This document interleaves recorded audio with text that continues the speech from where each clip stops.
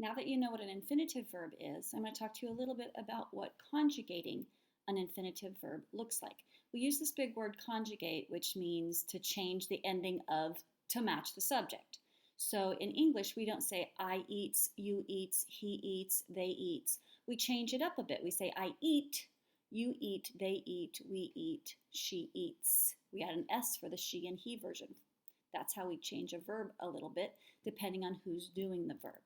In Spanish, it's a little trickier in the sense that in English, we might add an S or not add an S. In Spanish, there are different endings for each of the different subjects that we have. So there's an ending for the I, an ending for you, an ending for we. So you can almost tell who's doing the verb in most cases without even putting a subject with it, because that ending only goes for that person. So we're going to talk a little bit about how to form it. And then I think as you watch me do the conjugations, it's going to make more sense, okay? So first of all, I just want you to see the steps of what we're going to need to do to conjugate a verb. You want to recognize that you have a verb in the infinitive in its original form that ends in an AR, ER, IR, okay? So you start with the infinitive form, and here I put the example of hablar. Then what we're going to do is remove the ending. There's usually three options, AR, ER, or IR, that we're going to remove off the verb or take off the ending. Okay, which would, in this case, leave us with habl, because we took the AR off, right?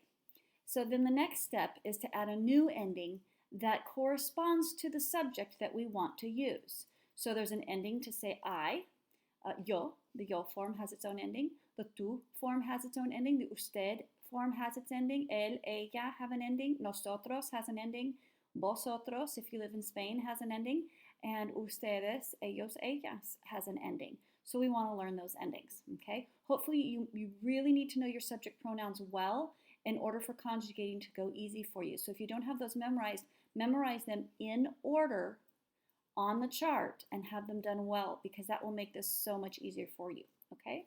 So in this case, if I added the yo form, the ending that matches yo form is o, so then I just take that to the end of my hablar, hablo. So just 3 steps. Start with the infinitive, take off the ending, add your new ending. So for AR verbs, we're going to start off with those endings. Remember, we have yo, tú, usted, él, ella. A lot of your books will combine these two right here, okay? And then we have amos, I don't think I can do it from that side, an for ustedes, and an. Again, a lot of books will combine these two right here. O, as, a, amos, ais, an.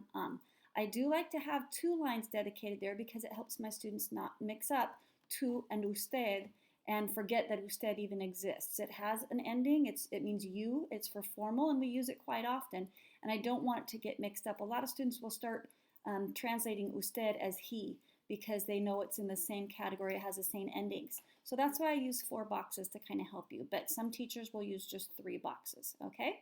O, as, a, amos, ais, an.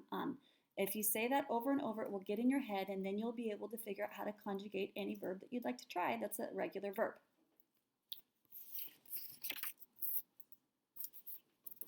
So what I want you to do, I want you to take these right here and just take a second, pause the video, and see if you can conjugate these according to the person that you would have. So the tú form of montar. Remember, we have our infinitive. We're going to take off our AR and add the appropriate ending. Which ending goes with tú?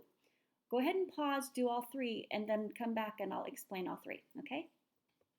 All right, hopefully you've had a chance to practice.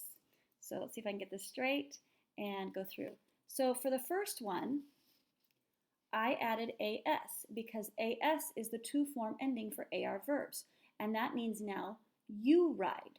So montar means to ride, but now I use the tú form ending and it's you ride. For ustedes, bailar means to dance, but I want to change it to say you guys dance. So I take the AR off, add the corresponding ending, which was AN, and then now bailan means you guys dance. And last, estudia. I use estudiar. My computer just messed up there. I use estudiar. I drop the AR and add the corresponding ending, which is an A, estudia. Now with montas and bailan even, well, bailan's a little confusing as well, but with montas, montas means you ride. So I don't even have to say tú montas if I don't want to, because the tú is already obvious by the ending.